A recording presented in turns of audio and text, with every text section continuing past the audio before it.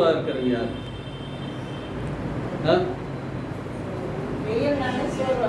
வெயில்னால சோர்வு வருது. எல்லாரும் நான் கூட தான் சோர்ந்து போயிருக்கிறேன். இந்த வெயில் அவ்வளோ தாக்கம் அதிகமாக இருக்கிறது. என்ன செய்வது? அது இயற்கை. தேவன் இந்த உலகம் ஒரு சூழ்நிலை மாறிக்கொண்டே போயிருக்கிறது. சொல்கிறாங்க இயற்கை மாறுகிறது. மழை பெய்ய வேண்டிய நாளில் வெயில் நல்லா காயுது. வெயில் நல்லா காயிற நேரத்தில் மழை பெய்யுது. சில இடத்துங்களெல்லாம் மழையும், சில இடத்துங்களெல்லாம் வெயில். 4ஆம் தேதிக்கு மேற்பட்டு இன்னும் அதிகமாக வெயில் இருக்கும் அப்படின்னு சொன்னாங்க. இருந்தாலும் நாம் எல்லா நேரத்திலும் நாம் சோர்ந்து போகிறோம்.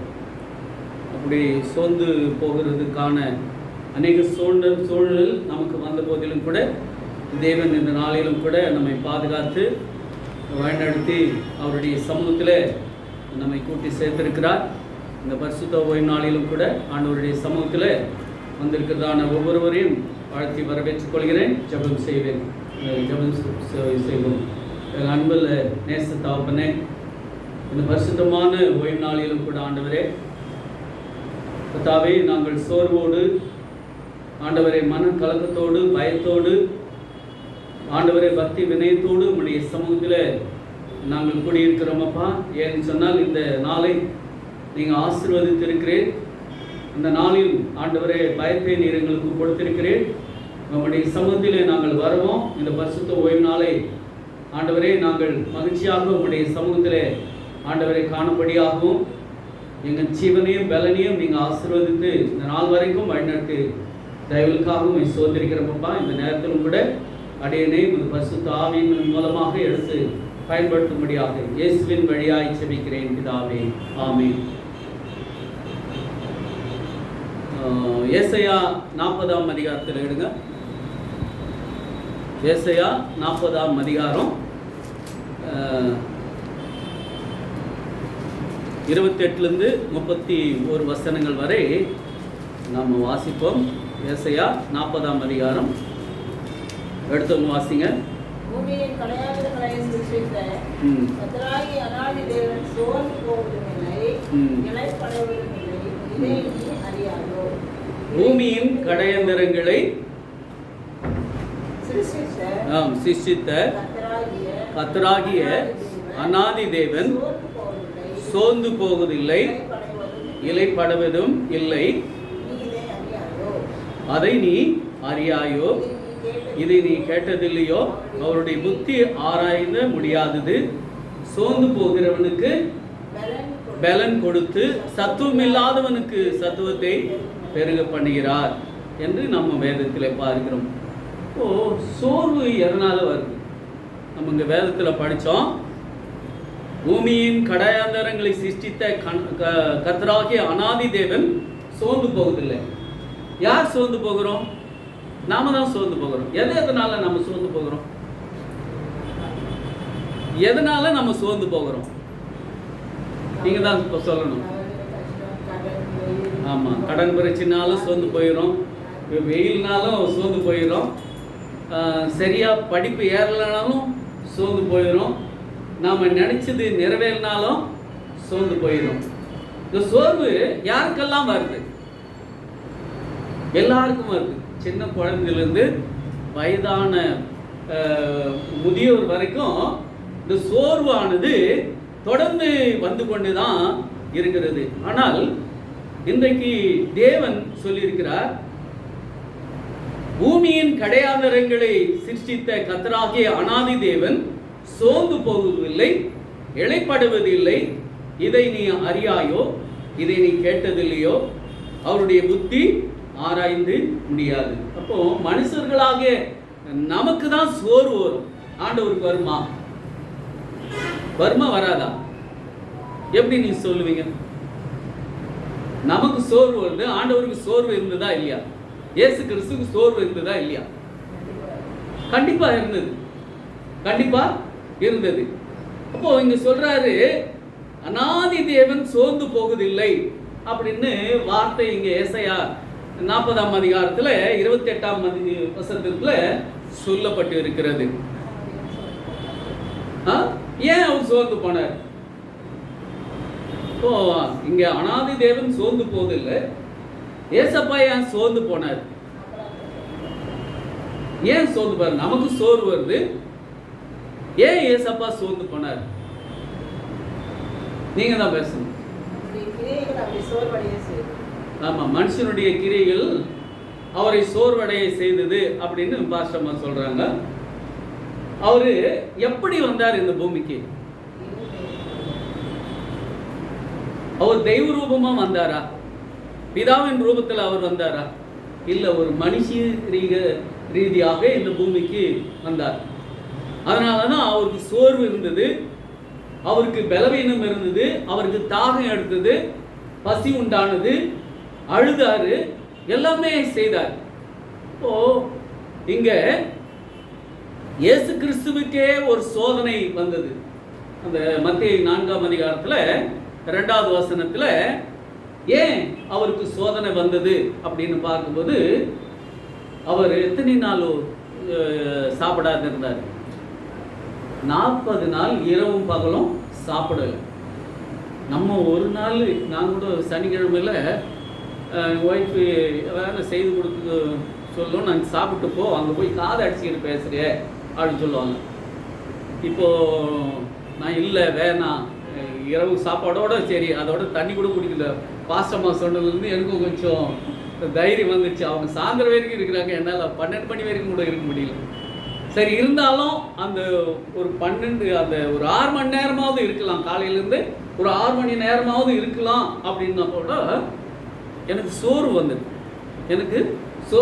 தண்ணி குடிக்க மாட்டேன், எதுவுமே குடிக்க மாட்டேன். அதுக்கு முன்னெல்லாம் வீட்டில் ஏதாவது கேக்கு பழம் எதனா அதை சாப்பிட்டு தான் வருவேன். பாஸ்டம்மா நீ சொன்னது, காலையிலேருந்து நான் சாப்பிட்ற வரைக்கும் அந்த ஓய்வு நாள் முடிகிற வரைக்கும் தண்ணியே சாப்பிட மாட்டேன் அப்படின்னாங்க. சரி, நம்மளும் இருந்து பார்க்கலாம், ஒரு 6 மணி நேரமாவது இருந்து பார்க்கலாம் அப்படின்னு சொல்லிட்டு அதுலேருந்து எங்கள் மனைவி கிட்ட சொல்கிறேன், எதுவுமே எனக்கு வேண்டாம் அப்படின்னு சொல்லிடுவேன். நைட்டு எதனா வாங்கி வைக்கிறதுனா எதுவுமே வேணான்னு சொல்லுவேன். அப்போது மனுஷ பலவீனத்தினால சோறு உண்டாகுது. அப்போது ஏசப்பா நம்ம ஒரு 6 மணி நேரம் ஒரு தண்ணி குடிக்கணும்னா நமக்கு எவ்வளோ சோறு வரும். ஆனால் ஏசப்பாவுக்கு எத்தனை நாள் சாப்பாடு இல்லை? 40 நாள் அவருக்கு ஆகாரமே இல்லை, இரவும் பகலும். ஏதோ ஒரு வேளை சாப்பிட்டாலும் சில பேர் உபவாசம் இருப்பாங்க, 40 நாள் உபவாசம் இருப்பாங்க, ஏதோ ஜூஸ்க்கு சாப்பிட்டு அப்படியே தொடர்ந்து கண்டினியூ பண்ணுவாங்க. ஆனால் ஏசப்பா 40 நாள் இரவும் பகலும் சாப்பிடாத இருந்தார். அவருக்கு சோறு வந்ததா? சோறு வந்தது. அந்த சோர்வு வந்ததுனால தான் பிசாசு அவரை சோதிச்சான். அவருக்கு சோர்வா இருந்ததுனால தான், எப்படியாவது இவர் சோர்வா இருக்கிறாருன்னு யாருக்கு தெரியும்? பிசாசுக்கு தெரியும்.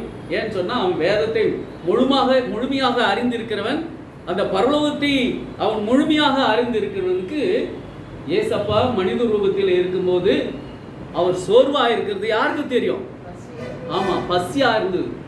பசியா இருந்தா சோறு வரும், சோறு இருந்தா பசி வரும். ஆமா, அப்போ சோதிக்கும்படியாக இந்த கல்லுகளை எல்லாம் அப்பமாக்கி சாப்பிடும் அப்படின்னு சொல்றாரு. இப்போ ஏசப்பாவுக்கு கூட சோர்வு இருந்தது என்று நாம பார்க்கிறோம். ஆனால் இங்க தேவன் சொல்றார், சோர்வா இருக்கிறவனுக்கு என்ன கொடுக்கிறாரா? சத்துவத்தை கொடுக்கிறவர். சோர்ந்து போகிறவனுக்கு பலன் கொடுக்கிறவர். சத்துவம் இல்லாதவனுக்கு சத்துவத்தை கொடுக்கிற தேவன் என்பதை இங்கே நம்ம பார்க்கிறோம். இப்போ யாரெல்லாம் சோர்ந்து போயிருக்கிறீங்களோ அவர்களுக்கெல்லாம் என்ன கொடுப்பாரா? சத்துவத்தை கொடுக்கிற தேவன் என்பதை நாம் பார்க்கிறோம். சரி, இன்றைக்கு இந்த சோர்வாய் இருந்தவர்களுடைய முதல் மனுஷனை நாம் இங்கே வேதத்தில் பார்க்கிறோம். எலியாவை பற்றி எல்லாருக்கும் தெரியும், சொல்ல வேண்டியதில்லை. ஆனால் எலியாவின் மூலமாக எத்தனையோ அற்புதங்களை தேவன் செய்தார். எலியாவின் மூலமாக எத்தனையோ அற்புதங்களை செய்தான். அவர் ஒரு தீர்க்கதரிசி. அப்போ தீர்க்கதரிசியின் மூலமாக தேவன் பேசினார். அவர் பேசி அந்த எலியாவினுடைய வார்த்தைகளுக்கெல்லாம் தேவனாகிய கர்த்தர் நேரடியாக பதில் கொடுத்தார். இப்போ நம்ம வேதத்தில் பார்க்கிறோம், 1 ராஜாக்கள் 15ஆம் அதிகாரத்தை நீங்கள் எடுத்துக்கொள்ளுங்க. 1 ராஜாக்கள் 15ஆம் அதிகாரத்தை நீங்கள் எடுத்துக்கொள்ளுங்க.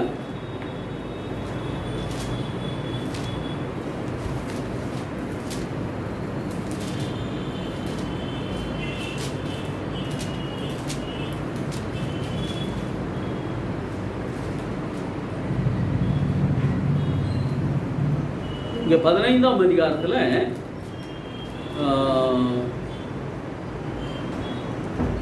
15ஆம் அதிகாரமான 1 ராஜாக்கள் 17ஆம் அதிகாரத்தை எடுங்க.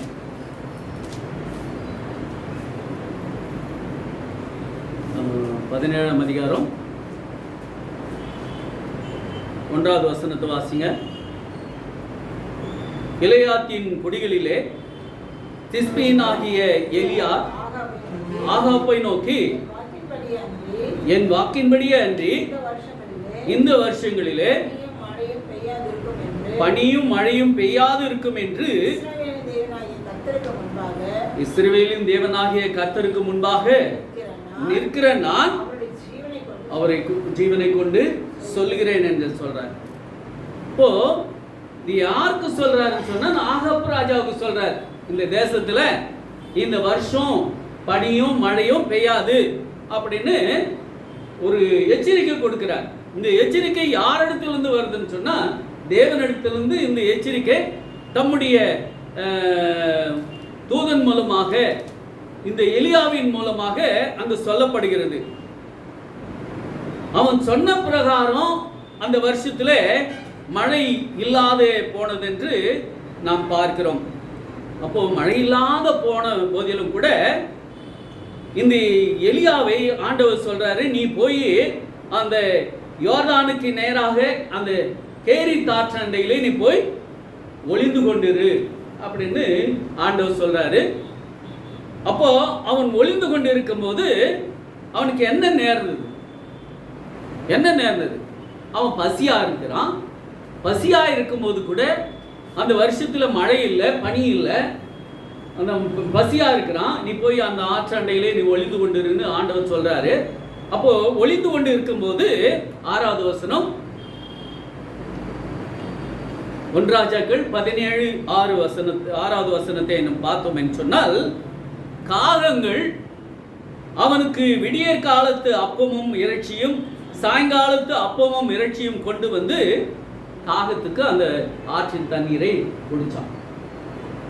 இப்போ அந்த எலியாவுக்கு ஆண்டவர் சொன்ன வண்ணமாக, நீ போய் அந்த ஆற்றண்டையில் உட்காருப்பா, நீ அந்த ஆற்றின் தண்ணீரை குடி, காகங்கள் உன்னை போஷிக்கும்படி நான் அந்த காகங்களுக்கு நான் கட்டளையிடுறேன், உனக்கு காலையிலும் மாலையிலும் ஆகாரம் நிச்சயமாய் கிடைக்கும் அப்படின்னு ஆண்டவர் சொன்ன வண்ணமாக அவன் போய் அந்த ஆற்றண்டையிலே ஒளிந்து கொண்டு இருக்கிறான். காலையில ஒரு காகம் வருது, அவனுக்கு அப்பமும் இறைச்சியும் கொடுக்குது. சாயந்தரத்தில் ஒரு காகம் வருது, காகங்கள் வருது, அவனுக்கு அப்பமும் இறைச்சியும் கொடுக்குது. அப்போ அதை சாப்பிட்டு அவன் அந்த ஆற்றின் தண்ணீரை குடிச்சு நிம்மதியாய் இருக்கிறான். அப்போ அந்த மழை இல்லைன்னா, பனி இல்லைன்னா ஆறு என்ன ஆயிடும்? வற்றி போயிடும். அப்பேற்பட்ட அந்த கேரித்து ஆறு வற்றி போகிற சூழ்நிலையிலும் கூட மீண்டும் அந்த எலியாவுக்கு தேவன் சொல்லி இருக்கிறாரு, இப்பா நீ எழுந்து, 9வது வசனம், நீ எழுந்து சீதோனுக்கு அடுத்த சாரிபாத்து ஊருக்கு போய் அங்கே தங்கிரு, உன்னை பராமரிக்கும்படி. என்ன ஒரு தீர்க்கதரிசி, அவர் நினைச்சிருந்தா என்ன வேணாலும் பண்ணலாம்.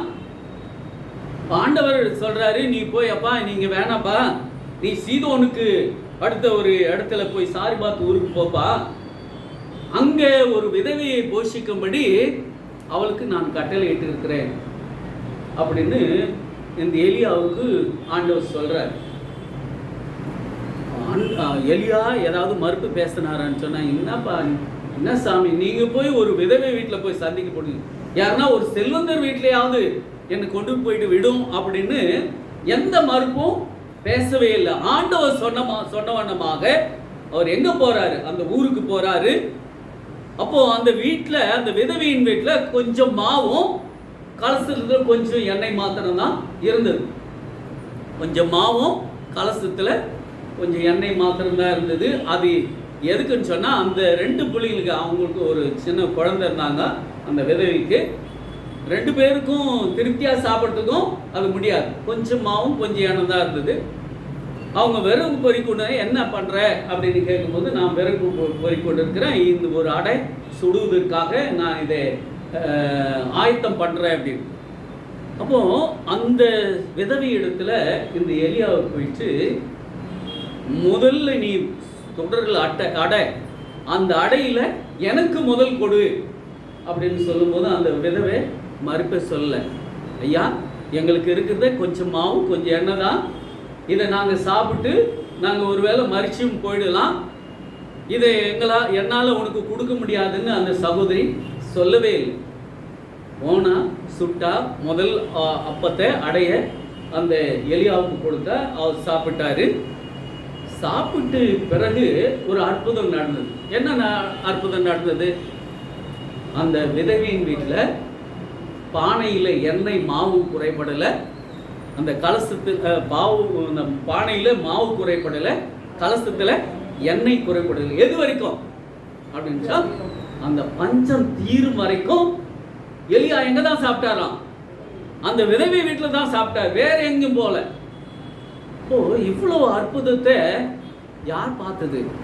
ஆண்டவர் டைரக்டா அந்த எலியாவுக்கு சொல்லி, நீ போய் அந்த ஆற்றாண்டையில நீ படுத்துக்கோ, நீ ஒளிஞ்சு கொள்ளுகோ, உனக்கு காகத்தை கட்டளையிடுற, அவைகள் உனக்கு ஆகாரம் கொடுக்கும், அதன் பிறகு நீ ஒரு விதவை வீட்டுக்கு போ, அங்க உன்னை போஷிக்கும்படி அந்த விதவைக்கு நான் கட்டளையிடுறேன் அப்படின்னு சொல்லும்போது, அந்த 1 வருஷம் பஞ்சம் தீரு மட்டும் அந்த எலியா திருப்தியாக சாப்பாடை யார் வீட்டில் சாப்பிட்டாரு? செல்வந்தர் வீட்டில் சாப்பிட்டாரா?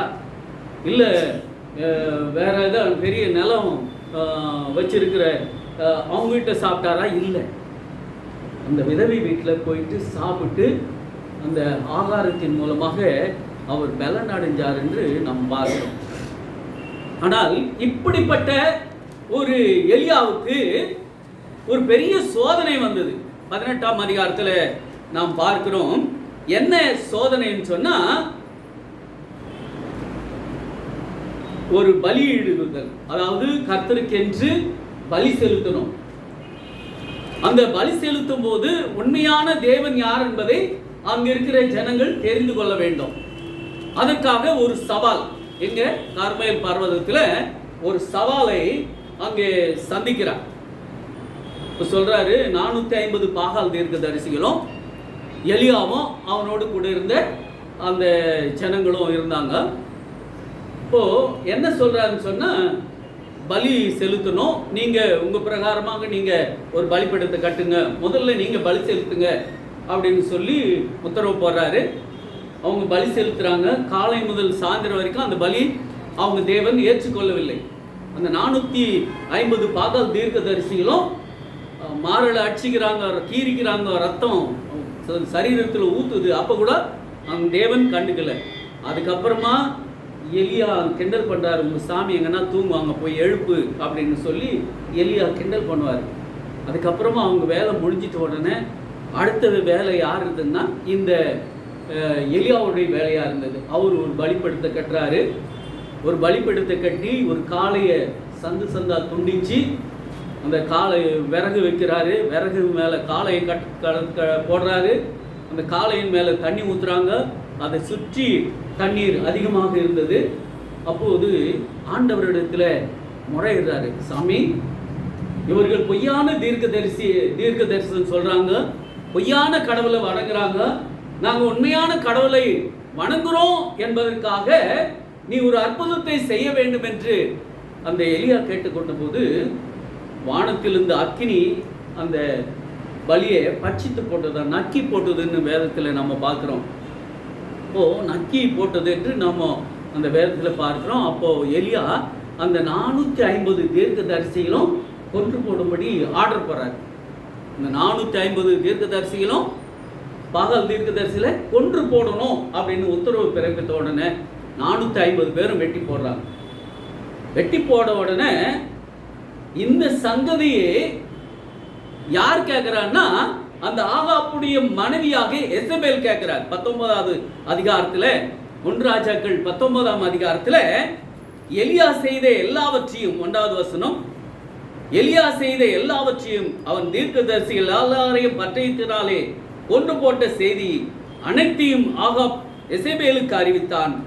அப்பொழுது எசபேல் எலியாவினிடத்தில் ஆள் அனுப்பி, அவர்களில் ஒவ்வொருவனுடைய பிராணனுக்கு செய்யப்பட்டது போல நான் நாளை இந்த நேரத்திலே உன் பிராணனுக்கு செய்ய போவதனால் தேவர்கள் செய்யாதே போனால் தேவர்கள் அதற்கு சரியாகவும் அதிகமாகவும் எனக்கு செய்யுங்க. நான் நம்பி இருக்கிறேன். எசபேல் சொல்றாரு, எங்க கடவுள் உண்மையான கடவுள். இப்போ நாளைக்கு என்னுடைய பாகால் தீர்க்கதரிசிகளை 450 பேரை கொண்டு போட்டான். அதுக்கு ஈடாக யார் கொண்டு போடணும்? இந்த எலியாவை கொண்டு போடணும். எசபேல் ஒரு ஆடு. இந்த செய்தி யார் கேட்கறதுன்னு சொன்னா எலியா கேட்கிறார். எலியா கேட்ட உடனே தைரியமா நின்று இருக்கணும். எலியா என்னாரா அப்படின்னு சொன்னா நிக்கல. அவர் என்ன பண்றாரு? ஓடுறார். யாருக்கு பயந்து? ஒரு அந்நிய தேசத்து ராஜாவினுடைய மனைவிக்கு பயந்து அவர் ஓடி என்ன பண்றாரு? ஒரு நாள் பிரயாணத்துக்கு போயிட்டு ஒரு சூறை செடியின் கீழ் உட்கார்ந்து தான் சாக வேண்டும் என்று கோரிய போது, கர்த்தாவே என் ஆத்துமாவை எடுத்துக்கொள்ளும், நான் என் பிதாக்களை பார்க்கலாம் நல்லவன் அல்ல என்று சொன்னான். சொல்றாரு, ஒரு அந்நிய ராஜாவுடைய மனைவிக்கு பயந்து, அதை எசபேலுக்கு பயந்து ஓடி என்ன பண்றா? ஒரு சூறை செடியின் கீழே ஒளிஞ்சு கொள்கிறான். அப்பொழுது தூதன் வந்து சொல்றாரு, எலியாவே, நீ உனக்கு என்ன வேலை? நீ எழுந்து சாப்பிடு, எழுந்து போஜனம் பண்ணு அப்படின்னு அந்த எலியாவுக்கு சொல்றாரு. அவரும் எழுந்து போஜனம் பண்ணி திரும்ப எங்க படுத்துக்கிறார்? அதே சூறை செடியின் கீழே படுத்து நித்திரை போகிறாரு. 2ஆம் தரமும் விழித்து பார்க்கிறாரு. தழலில் சுடப்பட்ட அடையும் ஒரு பாத்திரத்தில் தண்ணீரும் அவன் தலைமாட்டில் இருந்தது. அப்பொழுது அவன் புசித்து குடித்து திரும்பவும் படுத்து கொண்டான். திரும்பவும் தூதன் எழுப்புறார், நீ போக வேண்டிய தூரம் இன்னும் அதிக தூரம் போக வேண்டியதா இருக்கிறது. நீ சோர்விட்டு இருக்கிற. உனக்கு என்ன வந்துச்சு? சோர்வு வந்தது. எதனால சோர்வு வந்ததுன்னா, பயத்தினாலே உனக்கு சோர்வு வந்தது. நான் இவ்வளவு அற்புதத்தை உன் முன்பாக நான் செய்து காமிச்சேன். 450 பாகால் தீர்க்கதரிசிகள் காலையிலிருந்து சாயந்தரம் வரைக்கும் அவங்க தேவனை துதித்தான். ஆனால் அவங்க பலியை ஏற்றுக்கொள்ள நீ என்னிடத்தில் கேட்டுக்கொண்ட மாத்திரத்தில் அந்த பலிகள் எல்லாம் நான் சுட்டெரித்தேன் அப்படின்னு சொல்றாரு. அதுக்கு அப்புறமா சொல்றாரு ஆண்டவர், அந்த சாரிபாத்து விதவியின் மூலமாக நான் உன்னை போஷித்தேன். இப்படியெல்லாம் சொல்லும் போது கூட ஆண்டவர் செய்த அந்த அற்புதத்தை அவன் பார்க்கல. அவனுக்கு ஏற்பட்டு இருக்கிற அந்த பயம், அவனுக்கு சோர்வு உண்டானதுனாலே அவன் ஓடி ஒளிந்து கொண்டதாக நாம் பார்க்கிறோம். அதன் பிறகு அவன் 2ஆம் தரம் போஜனம் பண்ணின பிறகு எழுந்து புசித்து கொடுத்து அந்த போஜனத்தினால் 40 நாள் இரவும் பகல் ஒரே பெண்ணும் தேவனுடைய பர்வதத்துக்கு நடந்தே போனான் என்று இங்கே நம் வேதத்திலே பார்க்கிறோம். இப்போ ஆண்டவர் அவன் சோர்வாக இருந்தபோது கூட அவன் தேவைகள் எல்லாம் அந்த எலியாவுக்கு கொடுத்தார். இப்போ எலியாவுக்கு கொடுத்த தேவன் நாம சோர்வாக இருக்கும்போது நமக்கு கொடுப்பது அதிக நிச்சயம். அதனால்தான் சோர்ந்து போகிறவனுக்கு சத்துவத்தை கொடுக்கிற தேவன். யாரெல்லாம் சோர்வா இருக்கிறீங்களோ அவர்களுக்கெல்லாம் நான் சத்துவத்தை கொடுக்கிறவன் என்று ஆண்டவர் சொல்றார். இப்போ இத்தனை அற்புதங்களை கண்ட ஒரு மனுஷன் சோர்வார் போயிட்டான். ஆனாலும் தேவன் அவனை சோர்விலிருந்து மீண்டு வர ஒரு தூதனை அனுப்பி அவன் சோர்வுகளுக்கு தக்க காரியங்களை அவனுக்கு செய்து கொடுப்பதாக நம்ம வேதத்தில் பார்க்கிறோம். 2வது மனுஷனை குறித்து நம்ம பார்க்கிறோம், சிம்சோனை குறித்து பார்க்கும்போது இங்க சிம்சோன் சோர்வை நீக்கி ஆண்டவர் பலப்படுத்தினார் என்று நாம் அங்கே பார்க்கிறோம். நியாயாதிபதிகள் 15ஆம் அதிகாரத்தில் இந்த சிம்சோனை குறித்து நாம் இங்கே பார்க்கிறோம். இந்த சிம்சோனை கொலை செய்ய வேண்டும் என்பது என்று பெலிஸ்தியர்கள் மிகவும் விரும்பினாங்க. எப்படியாவது இந்த சிம்சோனை கொலை செய்ய வேண்டும். அதற்காக அவங்க என்ன பண்ணாங்களாம், ஒரு புது கயிறை கொண்டு வந்து 2 கயிறை கொண்டு வந்து அந்த சிம்சோனை கட்டினார்கள். அந்த சிம்சோனை அந்த புது கயிறுகளினாலே கட்டி அவங்க யார்கிட்ட ஒப்பு கொடுக்க போடுறாங்களாம், அந்த பெலிஸ்தீர் இடத்துல சிம்சோனை ஒப்பு கொடுக்க போறாங்க. ஏன்னு சொன்னா சிம்சோன் அவ்வளவு பலமுள்ள ஒரு மனுஷன். தேவன் அவனுக்கு பலத்தை கொடுத்திருக்கிறார். அப்படிப்பட்ட சிம்சோனை கூட அவனை சாகடிக்கிறதுக்காக புது கயிறை கொண்டு அவனை கட்டுகிறார்கள். ஆனால் இங்க என்ன நடக்குது அப்படின்னு சொன்னா 15ஆம் அதிகாரம் 14வது வசனம், நியாயாதிபதிகள் 15-14. அவன் லேகி வரைக்கும் வந்து சேர்ந்தபோது பெலிஸ்தியர் அவனுக்கு விரோதமாக ஆரவாரம் பண்ணினார்கள். அப்போது கர்த்தருடைய ஆவி அவன் மேல் பலமாய் இறங்கினால் அவன் உயங்களில் கட்டியிருந்த கயிறுகள் நெருப்புப்பட்ட நூல் போலாகி அவன் கட்டுகள் அவன் கையில் விட்டு அறுந்து போயிற்று. பெலிஸ்தியர் இவனை நெருங்கி வரும்போது அவனை கட்டியிருந்த அந்த புது கயிறு எப்படி போச்சான், ஒரு நெருப்புல பட்ட ஒரு நூல் போல அவனுடைய பயத்திலிருந்து அது அருந்து போச்சு என்று நாம் பார்க்கிறோம். ஸோ இங்கே சும்மா விடுவாரா அவரு? இவ்வளோ பெலிஸ்தியர் நமக்கு இவ்வளோ விரோதமாக வராங்களே, இவர்களுக்கு நம்ம ஒரு பாடம் கற்பிக்க வேண்டும் என்று அந்த சிம்சோன் உடனே என்ன பண்ணாராம், உடனே அவன் ஓடி 15வது வசனம், உடனே அவன் ஒரு கழுதையின் பச்சை தாடி எலும்பை கண்டு தன் கையை நீட்டி அதை எடுத்து அதனாலே எத்தனை பேரை கொன்றானா? 1000 பேரை சாவச்சானா. 450 பாகால் தீர்க்கதரிசிகளை எலியா கொன்று போடுறாரு. இங்க ஒரே ஒரு மனுஷன் 1000 பேரை கொண்டு போடுறான். எதனால? கத்தி வச்சிருந்தாரா, ஈட்டி வச்சிருந்தாரா? எதுவுமே இல்லை. கழுதை அந்த பச்சை தாடை, அந்த தாடியை கொண்டு 1000 பேரை கொண்டு போட்டான். இப்போ அவனுக்கு பலம், அவனுக்கு சத்துவத்தை யார் கொடுத்ததுன்னு சொன்னான்? தேவன் தான் அந்த பெலிஸ்தியரிலிருந்து மீட்பதற்காக அவர் ஒரு நியாயாதிபதியாக அங்கே நியமிச்சாரு. அந்த பணத்தை எல்லாம் ஒரு குவியலாக அவன் எல்லாவற்றையும் குவியலாக போட்டான் என்று நாம் வேதத்தில் பார்க்கிறோம்.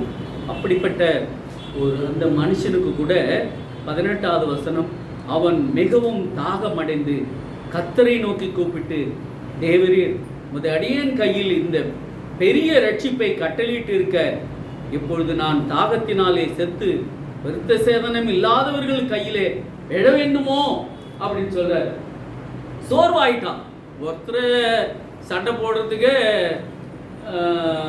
எத்தனையோ முறை அடிக்க வேண்டியதாக இருக்கும். ஆனால் 1000 பேரை அடிச்சான்னா எவ்வளோ சோர்வு இருக்கும். அப்படி சோர்வாக இருந்த போது கூட அவனுக்கு அவனுக்கு தாகத்துக்கு தண்ணீர் கொடுக்கறதுக்கு யாருமே இல்லை, தண்ணி எதுவுமே அங்கே இல்லை.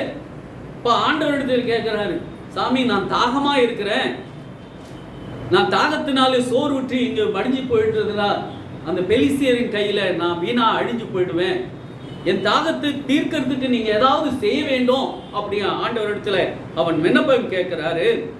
19வது வசனம், அப்போது தேவன் லேகியிலுள்ள பள்ளத்தாக்கை பிளக்க பண்ணினார், அதிலிருந்து தண்ணீர் ஓடி வந்தது.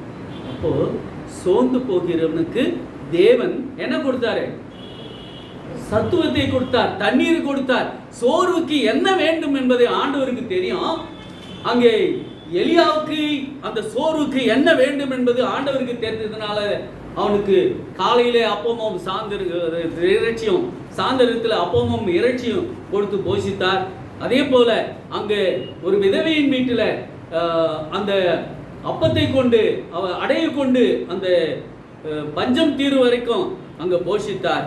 இங்கே சிம்சோனுக்கு அந்த சோர்வுக்கு என்ன வேண்டும், அவன் சத்துவம் அடைவதற்கு என்ன வேண்டும், அவன் புது பலன் அடைவதற்கு என்ன வேண்டும் என்பதை ஆண்டவர் தெரிந்து கொண்டதுனால தான் அவனுக்கு அந்த ஒரு பாறையை விளக்கு செய்து பள்ளத்தாக்கிலிருந்து நீரூற்றை புறப்பட செய்தார். அந்த தண்ணியை குடிச்சு அவன் என்ன பண்ணானாம், அங்கிருந்து புறப்பட்டு போனான் என்று இங்கே வேதத்திலே பார்க்கிறோம். மூன்றாவது நபர் பவுல் சோர்வா இருந்தார். எதனாலே பவுல் சோர்வா இருந்தாருன்னு சொன்னா, பவுலுக்கு அநேக தொல்லைகள் யாரால வந்ததுன்னு சொன்னா, அங்க இருக்கிற வேத பாரகரால் வந்தது, யூதர்களால் வந்தது, அங்க இருக்கிற அதிபதிகளால் வந்தது, ஜப ஆலய தலைவனாலே அவருக்கு அநேக சோதனைகள் வந்தது. அப்போ சோதனைகள் வந்த போதும் கூட அவர் சோர்வாயிட்டார். என்னடா இது, ஆண்டவர் சொல்லி இருக்கிறாரு, நீ என்னுடைய ஊழியத்தை நீ எல்லா இடத்திலும் போய் செய்யணும் அப்படின்னு நான் உன்னை பாத்திரமாக தெரிந்து கொண்டேன் என்று ஆண்டவர் சொன்னாரு. பாத்திரமாக தெரிந்து கொண்ட எனக்கு இவ்வளோ பிரச்சனை வருது, இந்த அதிபதிகளின் மூலமாக, ஜப ஆலய தலைவரின் மூலமாக, யூதர்களின் மூலமாக அநேக காரியங்கள் நான் சோர்ந்து போகிற நிலைக்கு கொண்டு வந்திருக்கிறத நான் என்ன செய்யணும் அப்படின்னு ஆண்டவரிடத்தில் கேட்கும்போது, அந்த அப்போஸ்தலர் 18ஆம் அதிகாரம் 9வது வசனமும் 10வது வசனத்தை வாசிக்கும் போது, ராத்திரியிலே கர்த்தர் பவுலுக்கு தரிசனமாகி நீ பயப்படாமல் பேசு, மௌனமாயிராதே. சோர் விட்டுட்டான். எதனாலும் சொன்னா, எங்க போனாலும் பிரச்சனைகள், எங்க போனாலும் இவன் பிரசங்கம் பண்ணக்கூடாது என்று அநேக தொல்லைகள் இருந்தது. அதனாலே அவருக்கு பவுலுக்கு சோர்வு வந்தது. ஆனால் அங்கே தேவன் அவனை பலப்படுத்துகிறார். பா, நீ சத்துவம் இல்லை, உனக்கு பலன் இல்லை என்று நீ நினைக்காதே, உன்னை கொண்டுதான் நான் என்ன பண்ண போறேன், இந்த தேசத்தில் உன்னை கொண்டுதான் நான் ஊழியத்துக்கு பயன்படுத்த போறேன், நீ மௌனமா இருக்காதே, நீ பயப்படாமல் பேசி, நான் உன்னோடு கூட இருக்கிறேன்னு சொல்றாரு. உனக்கு தீங்கு செய்யும்படி ஒருவன் உன்மேல் கை போடுவதில்லை, இந்த பட்டணத்தில் எனக்கு அநேக ஜனங்கள் உண்டு என்று சொல்றார். இப்போ அங்க ஆண்டவரே நேரடியாக பேசும்போது ஒரு பலன் அடைஞ்சிருப்பாரா இல்லையா? பலன் அடைஞ்சிருப்பார். அப்போ அதே போல தான் அன்றைக்கு பவுல்கிட்ட பேசுன அதே தேவன் தான் நம்ம ஒவ்வொருவருக்கிட்டே பேசுகிறார். நீ சத்துவம் இல்லை, எனக்கு பலன் இல்லை, என்னால் ஒன்றும் செய்ய முடியாது, என்னால் எதுவுமே பண்ண முடியாது அப்படின்னு நீ நினச்சிட்டு இருக்கிற. ஆனால் பவுலும் அப்படி தான் நினச்சிட்டார். என்னால் இந்த தேசத்தில் ஊழியம் பண்ண முடியாது, இதையெல்லாம் என்னால் பண்ண முடியாது, என்னால் படிக்க முடியாது, என்னால் தூங்க முடியல அப்படின்னு நாம் சொல்லி கொண்டே இருக்கிறோம். ஆனால் இங்கே சொல்கிறாரு, உன்மேல் ஒருவரும் கைப்படுவதில்லை என்று ஆண்டவர் சொல்கிறார். உனக்கு தேவையான சத்துவத்தையும் பலனையும் கொடுக்கிறவர் யாரு? நான் தான். கொடுக்கிறவர் நான் தான் அப்படின்னு இங்கே சொல்கிறார். அப்போது 3 நபர்களை குறித்து இங்கே பார்த்தோம். யார் யார்? 3 நபர்கள் யார்? எலியா, அதுக்கப்புறம் சிம்சோன், அதுக்கப்புறமா பவுல். இவங்கெல்லாம் சத்துவம் இல்லாதவர்கள். இவங்களுக்கெல்லாம் ஆண்டவர் எவ்வளோ அற்புதம் செய்து கூட அவங்க என்ன பண்ணாங்க, சோர்வு அவங்களுக்கு வந்தது. மனுஷனாக இருந்தால சோர்வு வந்தது. இயேசு கிறிஸ்துவுக்கு சோர்வு வந்ததில்ல. இப்போது சோர்வு எதனால் வருதுன்னு சொன்னால், பயத்தினால, பிரச்சனைகள் வரும்போது இதெல்லாம் அந்த சோர்வு நமக்கு கொண்டு வருது. ஆண்டவர் சொல்றார், பயப்படாதே, நான் உன்னோடு கூட இருக்கிறேன்.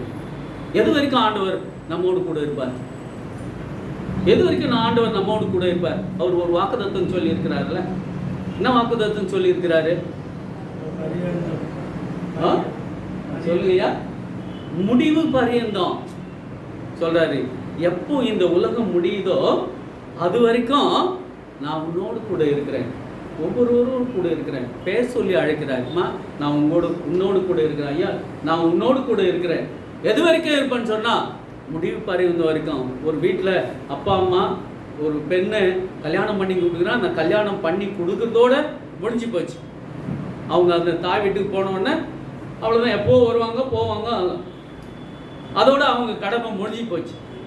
ஆனால் ஆண்டவருடைய கடமை எப்படி எது வரைக்கும் சொன்னால், இந்த உலக முடிவு வரைக்கும் ஆண்டவருடைய கரம் நம்ம மேலே இருக்கும். ஒருவேளை நம்ம தாயும் தாப்பனும் நம்ம தள்ளிவிட்டாலும் ஆண்டவருடைய கரம் நம்மோடு கூட இருக்கும். அப்படிப்பட்ட தேவன் நாம் சோர்ந்து போகிற நேரத்திலும் கூட ஆண்டவரிடத்தில் கேட்போம். கேட்டார்ல, எலியா கேட்டார்ல, ஆண்டவரே நான் சாக போகிறேன், எனக்கு சத்துவத்தை நீங்கள் கொடுங்க. சிம்சோன் கேட்டார்ல, நான் சாக போகிறேன், எனக்கு சத்துவத்தை கொடுங்க.